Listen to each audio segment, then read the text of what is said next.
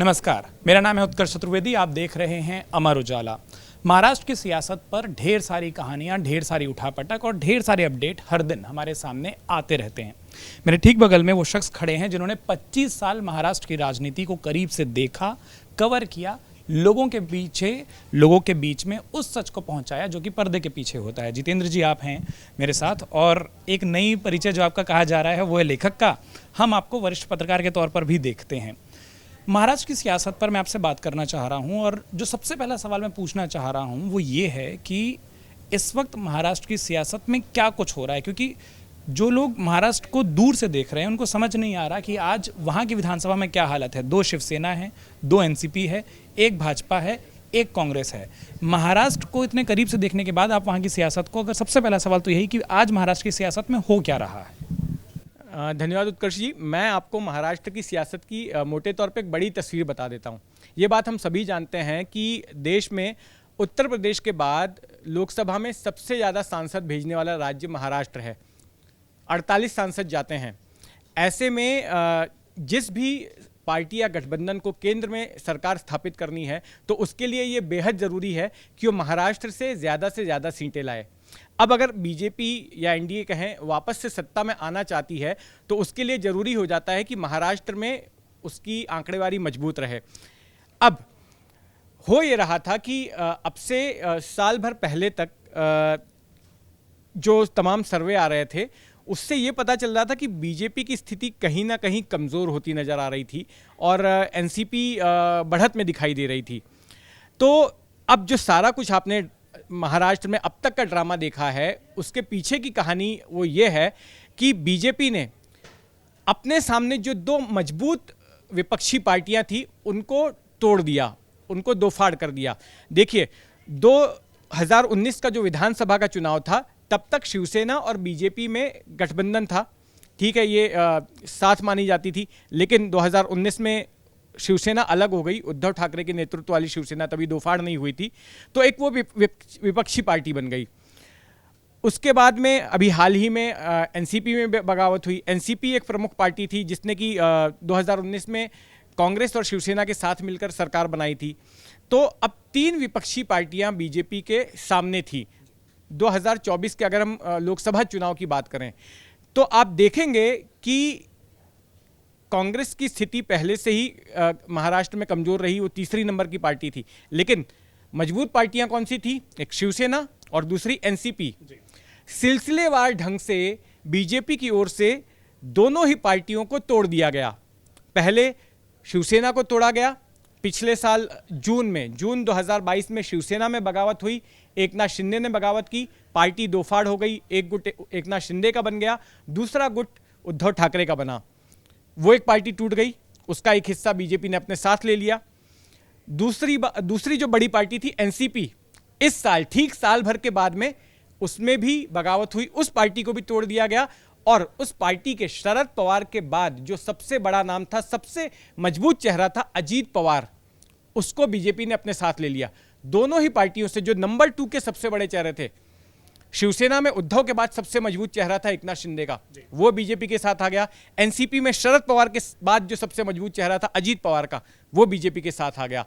तो बीजेपी ने स्ट्रैटेजिकली 2024 के चुनाव के मद्देनजर महाराष्ट्र में जो विपक्ष था उसको तोड़ दिया, उसको कमजोर कर दिया।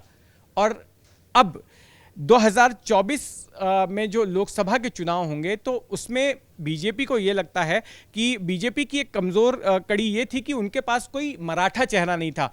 महाराष्ट्र की राजनीति में मराठाओं का बड़ा दबदबा रहा है और बीजेपी के पास कोई अच्छा आक्रामक दबंग मराठा चेहरा नहीं था। तो जब उन्होंने एकनाथ शिंदे को अपने साथ लिया तो एकनाथ शिंदे की छवि एक मराठा नेता की रही है, तो वो एक कमी पूरी हो गई। लेकिन इस साल तो पूरी मराठाओं की पार्टी उनके साथ आ गई, तो उनके पास चेहरे ही चेहरे हैं मराठाओं के। तो ये एक फैक्टर है जो बीजेपी के पक्ष में जाता है और इससे बीजेपी को ऐसा लगता है कि लोकसभा के चुनाव में एक सकारात्मक जो है असर उनके नतीजों पर पड़ेगा। एक क्रॉस क्वेश्चन जो मैं करना चाह रहा था वो ये करना चाह रहा था कि क्योंकि आपने किताब भी लिखी है कि महाराष्ट्र की सियासत में जो पूरी उठापटक है उस पर, उसके 1 साल बाद एक और उठापटक हो जाती है। इस वक्त अगर आज जब हम इस चर्चा को कर रहे हैं, लोकसभा में अविश्वास प्रस्ताव पर चर्चा हो रही है, लोकसभा में, राज्यसभा में जब हम तस्वीरें देखते हैं तमाम बिलों पर, शरद पवार विपक्ष का जो गठबंधन है, जिसको भाजपा I.N.D.A. कह रही है और विपक्ष उसको इंडिया कह रहा है, वहां बैठे दिखाई देते हैं। और अजीत पवार एनडीए की बैठक जो हुई वहां पर दिखाई देते हैं। क्योंकि महाराष्ट्र की राजनीति में, जहां आपने कहा सबसे बड़े जो नीतिकार माने जाते हैं, जिनको महाराष्ट्र की राजनीति को कवर करने वालों ने, आप लोगों ने भी कई बार कहा होगा कि महाराष्ट्र की राजनीति के चाणक्य शरद पवार। सबसे बड़ा सवाल यह है कि आपका आकलन क्या है, शरद पवार 2024 में किस पक्ष में खड़े होंगे? क्योंकि इस बार भी जब बेंगलोर में विपक्षी दलों की बैठक हुई, एक दिन पहले तक सस्पेंस था, वो आएंगे नहीं आएंगे, फिर वो सुबह पहुंचते हैं, वो डिनर पर नहीं होते, अगले दिन पहुंचते हैं। अब मुंबई में बैठक होनी है, लोग कह रहे हैं कि वहां तो वो होस्ट होने वाले हैं, पर क्या जो शरद पवार इस विपक्षी खेमे के होस्ट हैं, 2024 तक वो होस्ट रहेंगे? देखिए, शरद पवार के बारे में महाराष्ट्र की राजनीति में ये कहा जाता है कि जो शरद पवार कहते हैं वो करते नहीं, और जो करते हैं वो कभी कहते नहीं। और उनकी रेपुटेशन जो है, उनकी छवि एक बहुत ही अनप्रेडिक्टेबल पॉलिटिशियन की बन गई है। तो फिलहाल शरद पवार की जो स्थिति है, शरद पवार जो है इस बगावत तक जो है वो कहते आए हैं कि वो इंडिया गठबंधन के साथ में है, जो बीजेपी के विरोध में जो गठबंधन बन रहा है वो साथ में है। लेकिन आप अगर बीते हफ्ते 10 दिन में शरद पवार को ऑब्जर्व करेंगे तो ये पाएंगे कि शरद पवार जो है अपने भतीजे के खेमे को अब टारगेट नहीं कर रहे हैं, उनके खिलाफ कुछ नहीं बोल रहे हैं। ये एक बात। दूसरी बात कि जो बेंगलुरु में जो पिछला इंडिया का जो सम्मेलन हुआ था, उसमें शरद पवार गए जरूर थे दूसरे दिन, लेकिन उन्होंने भाषण नहीं दिया। तो आप इस बात पे भी गौर कीजिए। तीसरी बात ये कि अजीत पवार से बार बार वो मुलाकात भी कर रहे हैं। अब ठीक है, उनके निजी रिश्ते हैं कि वो उनके भतीजे हैं, तो ऐसे में चाचा भतीजे का मिलना जो है वो कोई उसमें खबर वाली बात नहीं होती। लेकिन यहाँ पर ये भी खबर आती है कि वो उनको मनाने की कोशिश कर रहे हैं। तो अजीत पवार का क्या रुख होगा, ये देखना होगा कि शरद पवार का क्या रुख होगा, ये अगले चंद महीनों में ही साफ हो पाएगा। क्योंकि अब ये भी चर्चा है महाराष्ट्र की सियासत में कि जो बचे खुचे विधायक हैं, इस वक्त शरद पवार के साथ अजीत पवार का खेमा जो है उनको भी साथ लेने की फिराक में है। और एक नाम जो सबसे ज्यादा इस वक्त चर्चा में है वो है जयंत पाटिल का। जयंत पाटिल शरद पवार के लॉयलिस्ट हैं, अजीत पवार के विरोधी माने जाते रहे हैं, और चर्चा ये चल रही है कि अजीत पवार का खेमा बीजेपी को साथ लेकर उनको पटाने की कोशिश कर रहा है, उनको मनाने की कोशिश कर रहा है कि जयंत पाटिल भी पवार का साथ छोड़कर इनके साथ आ जाएं। वहीं दूसरी तरफ एक ये भी चर्चा चल रही है कि हो सकता है शरद पवार जो है, जब वे देखें कि अब ज़्यादातर लोग जो है मन बना रहे हैं अजीत पवार की तरफ जाने का, तो हो सकता है आधिकारिक तौर पर वो राजनीति छोड़ने का भी ऐलान कर दें।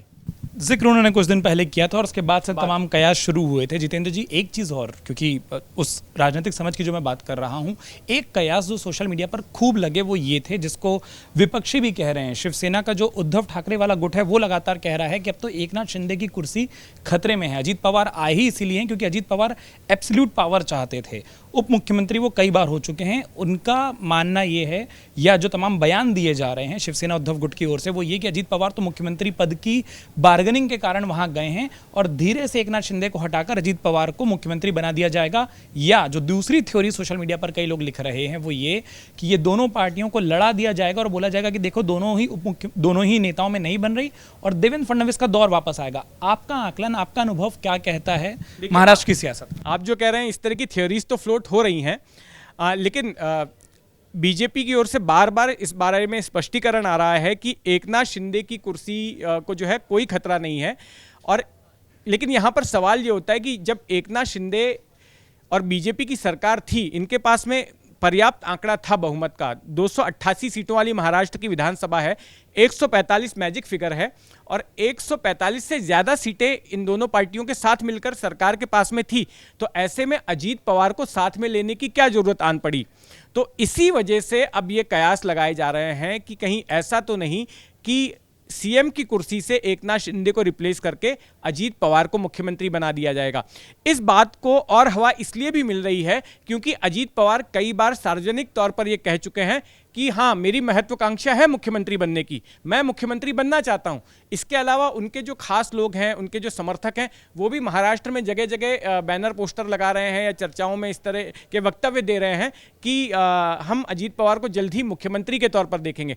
अच्छा, इसमें चुटकी शिवसेना उद्धव गुट की ओर से भी ली जा रही है और उनकी ओर से उसी दिन जिस दिन अजीत पवार ने जो है शपथ ली उप मुख्यमंत्री पद की, तो उसी दिन संजय राउत की ओर से भी एक बयान दिया गया कि अब जल्द ही महाराष्ट्र नया मुख्यमंत्री देखेगा। आपको क्या लगता है, लेकिन जो मैं पूछा था, आपको क्या लगता है, ऐसा इन थ्योरियों में आपको कितना विश्वास है? नहीं है पूरी तरह से तो इन थियरीज को नकार नहीं सकते, लेकिन मेरा ये मानना है कि 2024 के लोकसभा चुनाव तक तो एकनाथ शिंदे शायद मुख्यमंत्री पद पर बने रह सकते हैं।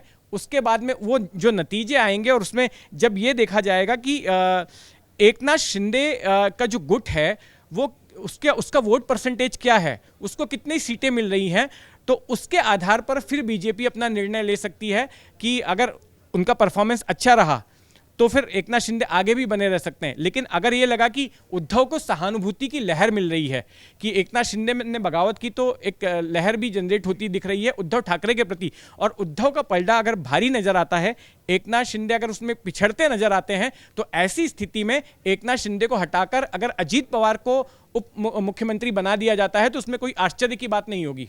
एक आखिरी सवाल मैं जो आपसे पूछना चाह रहा हूं वो यही था, जिसका जिक्र आपने अपने जवाब में थोड़ा कर भी दिया। उद्धव ठाकरे और एकनाथ शिंदे बहुत सीधे हमले एक दूसरे पर नहीं कर रहे थे। अगर एक जगह बयान आता था तो उसके बाद दूसरे पक्ष के लोग बयान देते थे। पिछले कुछ दिन में एक संपत्ति को लेकर हमने देखा कि दोनों ने एक दूसरे के लिए बहुत सीधे हमले किए, गद्दार, महागद्दार, इस तरीके के शब्दों का प्रयोग हुआ। क्या अब एकनाथ शिंदे और उद्धव ठाकरे गुट में कभी कोई एका नहीं हो सकता, आपको लगता है? क्योंकि शिवसेना के जो उद्धव गुट के जो विधायक थे या शिवसेना के शिंदे गुट के जो विधायक थे वो उद्धव ठाकरे पर सीधा हमला नहीं कहते थे, वो कहते थे कि हम तो अपनी बात रखते थे, वो सुनते नहीं थे। आपने अपनी किताब में वो जिक्र किया था कि सुनवाई बंद हो गई थी।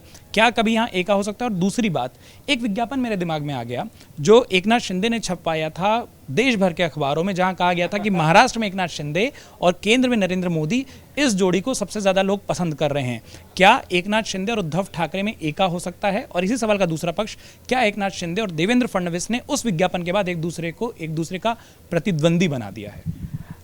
आपका पहला सवाल कि क्या उद्धव ठाकरे और एकनाथ शिंदे एक साथ आ सकते हैं, तो मेरा मानना है कि राजनीति में कुछ भी जो है नामुमकिन नहीं है। जब कांग्रेस और शिवसेना साथ आ सकती हैं, जिन्होंने 30 साल तक एक दूसरे के खिलाफ राजनीति की, एक दूसरे के कट्टर दुश्मन रहे, या फिर बीजेपी और एनसीपी साथ आ सकती हैं कि कुछ वक्त पहले तक प्रधानमंत्री जो है नेचुरली करप्ट पार्टी बोल रहे हैं एनसीपी को, और फिर एनसीपी महाराष्ट्र में बीजेपी की सत्ता की साझेदार हो सकती है।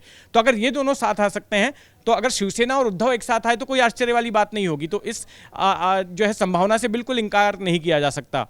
और दूसरी बात यह कि आपका जो दूसरा सवाल था कि वो विज्ञापन के बाद जिसमें एकनाथ शिंदे ने अपने आप को बेस्ट मुख्यमंत्री बताया था, एक सर्वे का हवाला दिया था कि जहां ये था, याद आया वो जी, तो उसके बाद क्या देवेंद्र फडणवीस और एकनाथ शिंदे ये दोनों कहीं ना कहीं प्रतिद्वंदी हो गए, क्योंकि दोनों गुड वर्किंग बताते हैं। देवेंद्र फडणवीस भी अपने काम को लेकर जनता के बीच में गए थे और शिंदे साहब ने भी उस विज्ञापन के जरिए ये बताया कि हमारे काम को लोग पसंद कर रहे हैं। बिल्कुल, उसके बाद जो है दोनों के बीच टेंशन पैदा हो गई थी। वो जो विज्ञापन था उसने बड़ा विवाद इन दोनों ही सत्ता के साझेदार पार्टियों के बीच पैदा कर दिया था।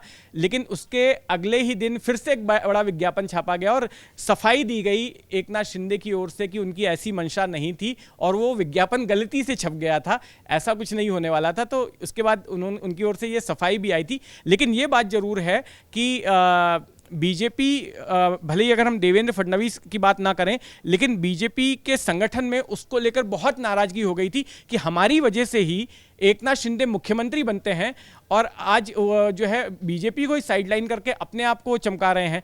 तो उसको लेकर काफ़ी बीजेपी में विरोध हुआ था और उसके बाद एकनाथ शिंदे गुट को जो है बैकफुट पर जाना पड़ा था। आपकी मुस्कुराहट ने दर्शकों को एक सवाल का और जवाब दे दिया, वो ये कि क्या ऐसी गलतियां हो सकती हैं जो फ्रंट पेज पर आ जाएं, और जब आप मुस्कुराए समझ आता है कि राजनीति में अक्सर गलतियां भी सोच समझ कर की जाती हैं। ये कई लोग लिखते हैं। जितेंद्र जी, बहुत बहुत धन्यवाद अमर उजाला के दर्शकों से जुड़ने के लिए। आप इस खास चर्चा को अमर उजाला पर देख रहे थे। अगर आपको ये वीडियो पसंद आया हो तो इसे लाइक करिए, खूब शेयर करिए और अमर उजाला को सब्सक्राइब करना बिल्कुल मत भूलिए। अमर उजाला अब आपके टीवी पर भी। अपने स्मार्ट टीवी पर यूट्यूब पर सर्च करें अमर उजाला, चैनल सब्सक्राइब करें और देखें ताज़ा खबरें, वो भी HD क्वालिटी में। और हाँ, बेल आइकन दबाना ना भूलें ताकि हर खबर हो आपके घर। अमर उजाला, निष्पक्ष, निर्भीक, निरंतर।